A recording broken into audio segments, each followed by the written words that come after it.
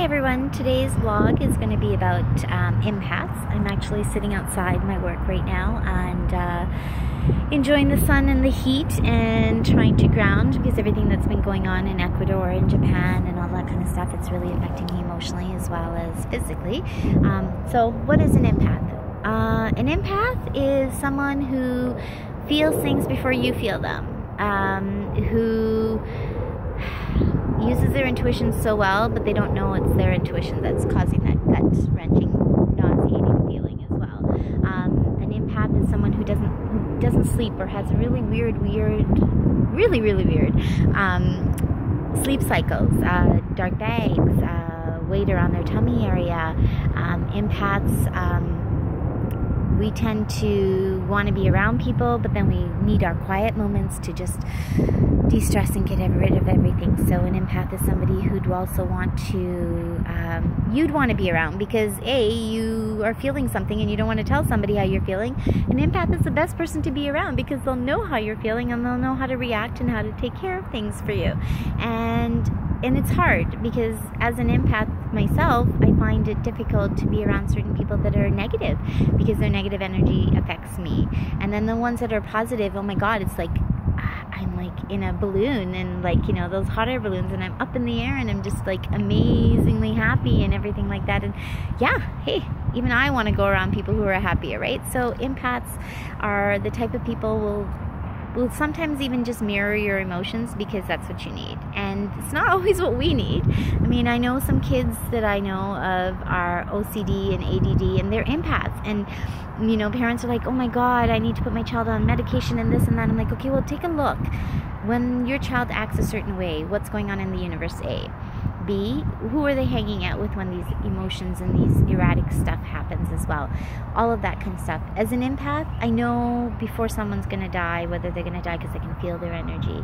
I know when somebody's sad because they've lost somebody, and I can feel it within myself as well. And I feel like crying because we take on your emotions. So if you're not facing your emotions, we'll face your emotions for you.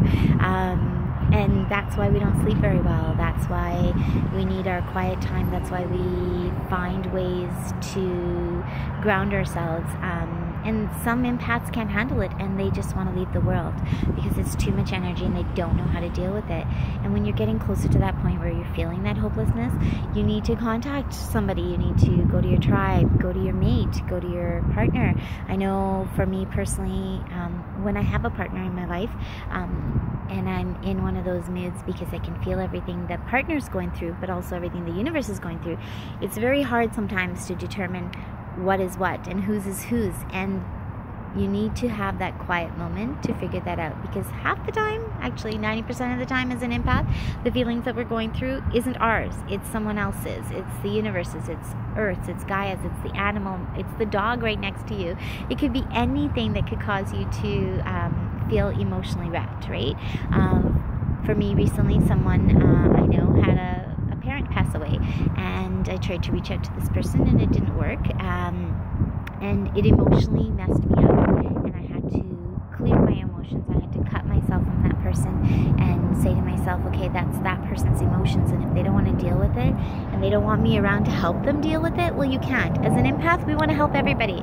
We want to be there for you. We want to smile with you. We want to cry with you. We want to cry when you don't want to cry, and we want you to feel your emotions. And yeah, we do push you at times to do that as well, but know that we do it out of our heart, and know that when you have that nauseated stomach feeling, we get the same nauseated stomach feeling. When you're angry, we can feel your anger. When you're lost and you want us to be around, we know that, and we will come to you. We will do our best to be there for you. But again, empaths need to learn, such as myself, that even if I know you want me to be around you, and even if I know you need me, at the end of the day, it's your choice.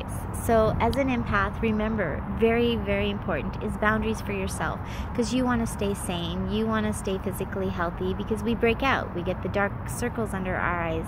We get the tummy fat that we can't seem to get rid of. Lots of other things that happens with us. We don't eat properly, or we eat too much, or, you know, all of that kind of stuff. So put up your boundaries, because you can, as an empath, you want to help the world and you want to take away those feelings from everybody, but sometimes they don't want you to do that. So take a step back, take a deep breath, put up your boundaries, and when the time is right, they'll come. And if they don't, then you weren't meant to help them in the first place. If you need any more information, or if you have a child, for example, that you believe may be an empath and you need some advice, give me a holler at 587-717-0212 or my website, www.yasinaslight.com. But definitely know that there's many of us empaths out there, and we're all here to hold space for each other. So when I wake up in the morning, I definitely tell everybody in the universe, whether I've met them or not, that I'm holding space if they need the space. But I have my boundaries, so I'm able to do that. You can't heal the world unless you can heal yourself first. So remember that. Peace out.